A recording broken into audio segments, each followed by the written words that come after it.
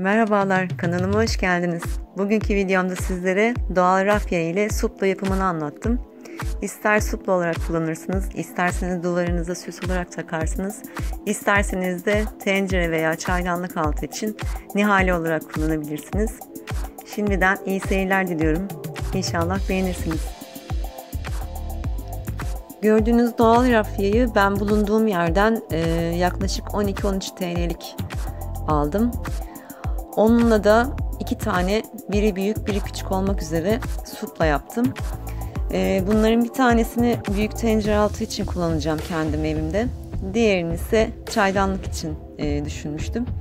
Ama siz dediğim gibi istediğiniz şekilde kullanabilirsiniz. Kullandığım kumaş ise jut kumaş. Diğer bir adıyla çuval bezidir. Rahatlıkla kumaşçılarda ya da tuhafiyelerden temin edebilirsiniz.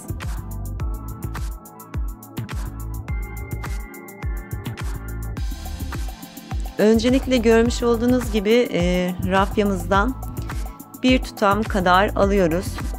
Siz örmek istediğiniz örgünün kalınlığı ne kadar olmasını istiyorsanız o kadar kalınlıkta, fazla veya az alabilirsiniz. Bunu normal bildiğimiz şekilde saç örgüsü şeklinde örmeye başlıyoruz.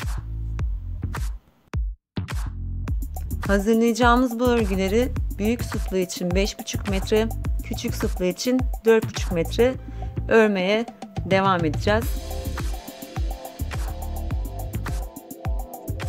Örgü işlemimizi yaparken tabi rafyaların boyu bu uzunluklara yeterli gelmeyecek. 4,5 metre ve 5,5 metre örmek için sürekli ördüğümüz parçalara eklemeler yapmamız gerekiyor. Ben siz için bir tane gösterdim. Gördüğünüz gibi 2 ya da 3 adet rafya alıp ördüğümüz parçanın birinin üzerine koyarak normal örme işlemimize devam ediyoruz. Bu işlemi her 3 parça için sürekli yapacağız. Hangi parçamız kısaldıysa veya incelme yaptıysa onun üzerine ek koyarak örme işlemimize devam edeceğiz.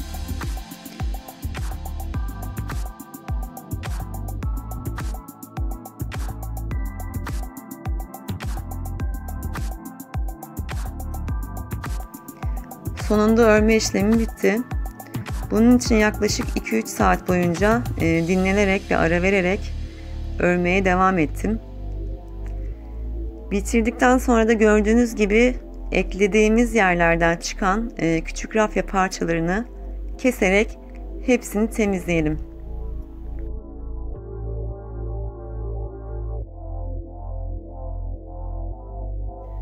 Rafyalar malzeme olarak biraz sert bir yapıya sahip olduğu için örgü örüldüğünde biraz daha sertleşiyor.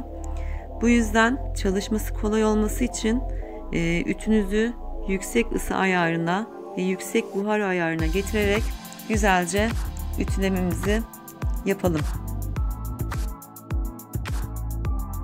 Bu işlemi yaparken dikkat etmeniz gereken nokta ise örgümüzü yuvarlayarak ütülemeye devam etmemiz gerekiyor. Bütün örgüyü yuvarlayarak ütüleme işlemini bitirmeniz gerekir.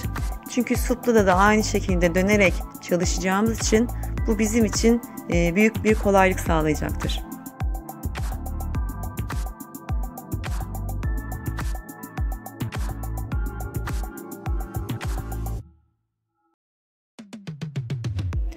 En baştan hazırladığımız çuval bezlerimizin büyük supla için olanı 30 santim, küçük supla için olanı ise 27 santim çapında kesmiştik. Bunların tam orta noktasını bularak yapıştırma işlemimize başlıyoruz.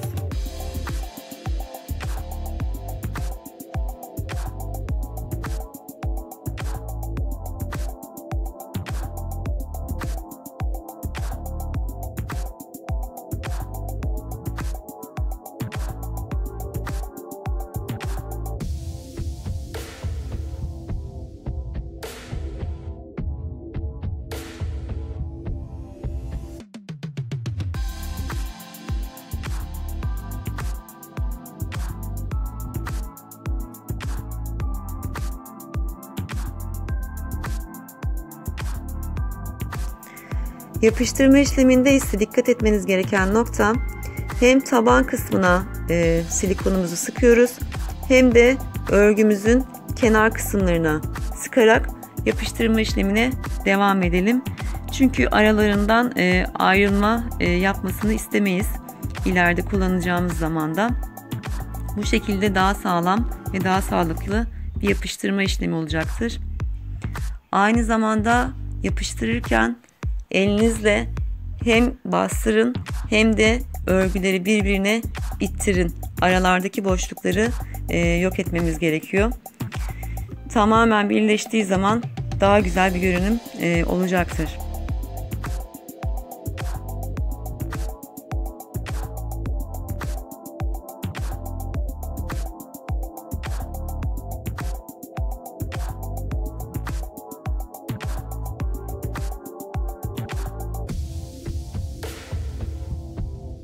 Artık suplamız hazır sayılır. Bence çok şık bir görünüme sahip oldum. Gördüğünüz gibi fazlalık kalan kısmı arkasına yapıştırıp tekrar bir jut kumaş ile onu kapatıyoruz. Yine en son arkasını suplamızın boyunda aynı çuval bezinden keserek tamamen kapatarak o görüntüyü kaybedeceğiz. Tamamen doğal ve güzel bir görünüm elde etmiş olacağız.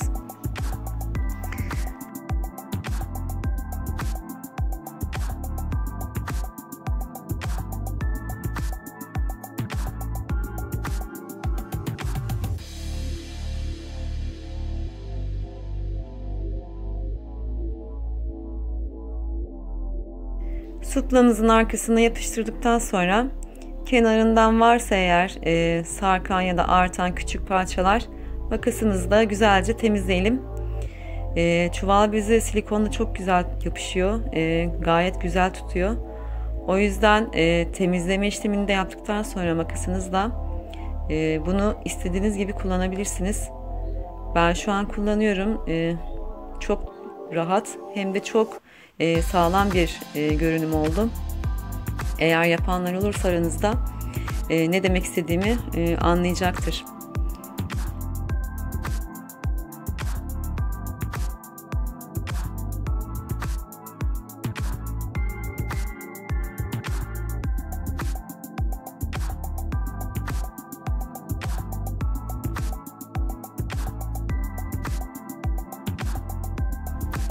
Suplamızın en dış kısmında kalan arkaya katladığımız o küçük kısmı kapatmak için yine rafyadan doğal görünmesi için ufak bir papyon hazırladım. Siz bunu isterseniz çalışabilirsiniz, isterseniz çalışmayabilirsiniz. Normal halde çok güzel. Ama papyonla çok şirin oldu bence. Ben şu an kullandığım için çok hoşuma gidiyor. Umarım siz de beğenerek çalışırsınız. Yapacak olanlar olursa eğer şimdiden kolaylıklar diliyorum.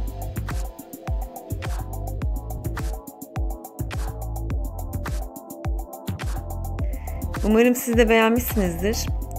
Beğendiyseniz eğer beğen tuşuna basarsanız çok memnun olurum. Yine kanalıma abone olup bildirimleri açarsanız bir dahaki gelecek videomdan haberdar olmuş olursunuz. Şimdilik görüşmek üzere diyorum. Hoşça kalın.